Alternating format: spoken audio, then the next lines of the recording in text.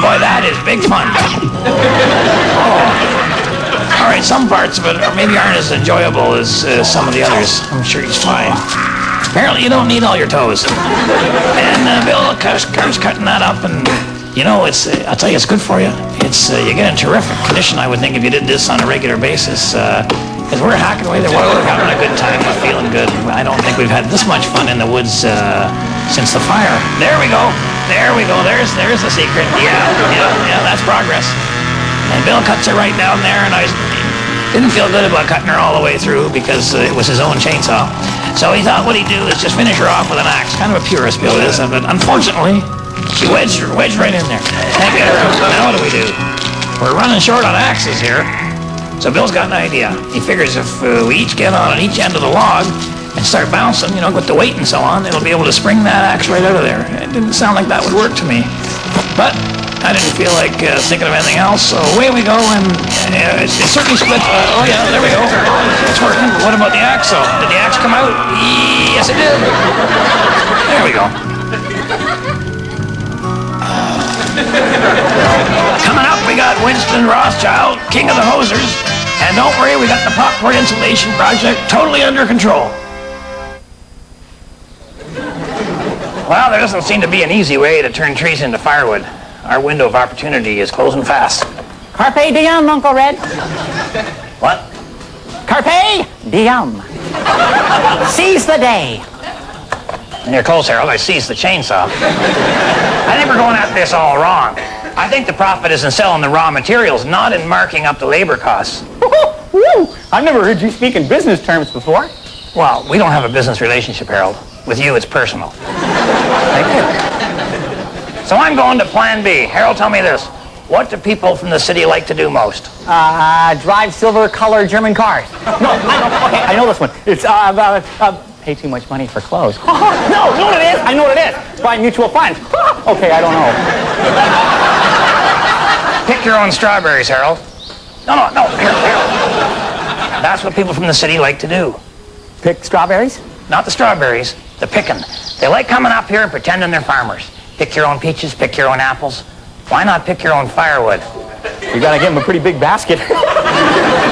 No. You just take the $300, hand them an axe, get them to sign an injury waiver, and point them at a tree. A lot of people going home without firewood. Or fingers. I don't think that matters, Harold. I think some of these guys would pay $300 just to wail away at a pine for an hour.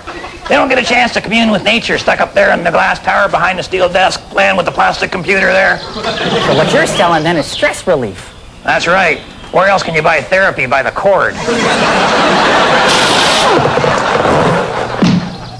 My daughter is watching this show. Your mother and I would like you to come back. Did you know you took my credit card? Okay, we're back with this week's home renovation project. How to insulate your house using popcorn. Now all the vents near the exterior walls have been hooked up exactly like this. Now the furnace will blow the popcorn up through the temporary vents and into the wall.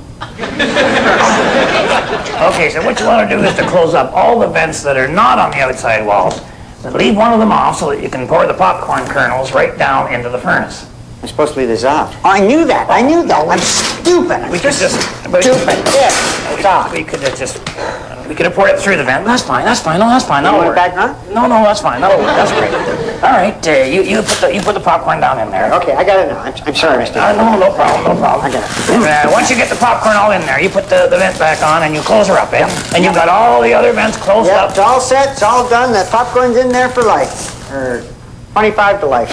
Well, he would know. All right, and now you lower your thermostat here and you turn her up to 90 or 100 or basically as high as she'll go.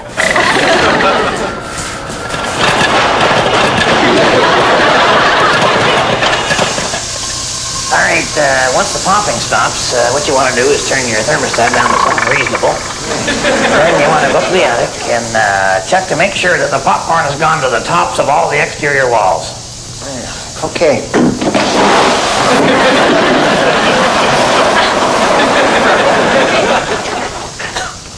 You said close off all the vents. You meant the ones upstairs, didn't you? Yeah, well, You pick up the popcorn, I'll go rent us a movie. Hey, that Birdman of Alcatraz is pretty funny. For sale? Oh boy. 86 Plim Rely, front wheel drive, track air, Costa Pole, AM FM cast, Blah Heat, Mint Con. Cont Stink Pete App 6. I've seen that car. P crap.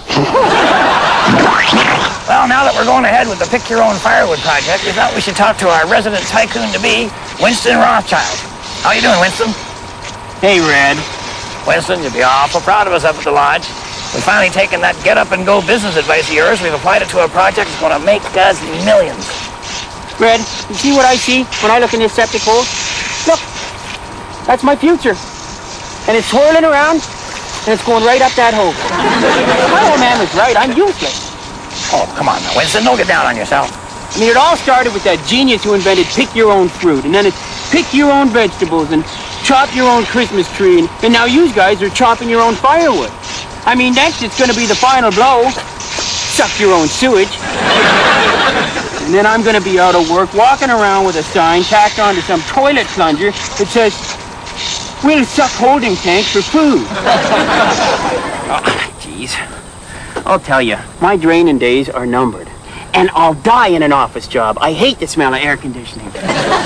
Well, now, Winston, if you're right, and everybody's jumping onto this sewage draining bandwagon thing, you could hire yourself out as a consultant. Huh? Oh, you mean like Rothschild Sewage and Septic Sucking Consulting Firm? That's the one. Ooh, I like the sound of that. Thought you might. Where we know what's coming down the pipe.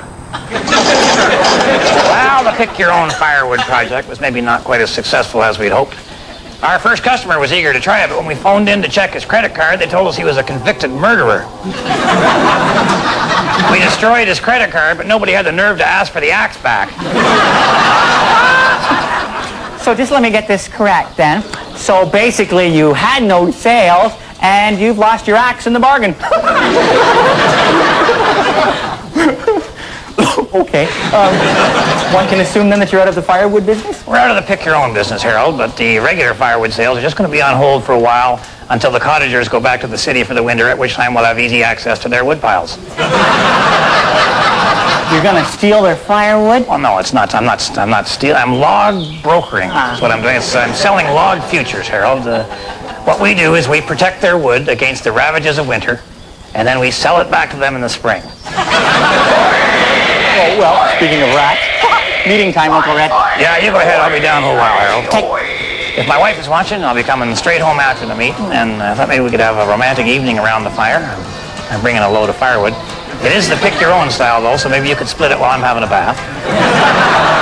And to the rest of you, thanks so much for watching, and until next time, on behalf of myself and Harold and the whole gang up here at Possum Lodge, keep your stick on the ice.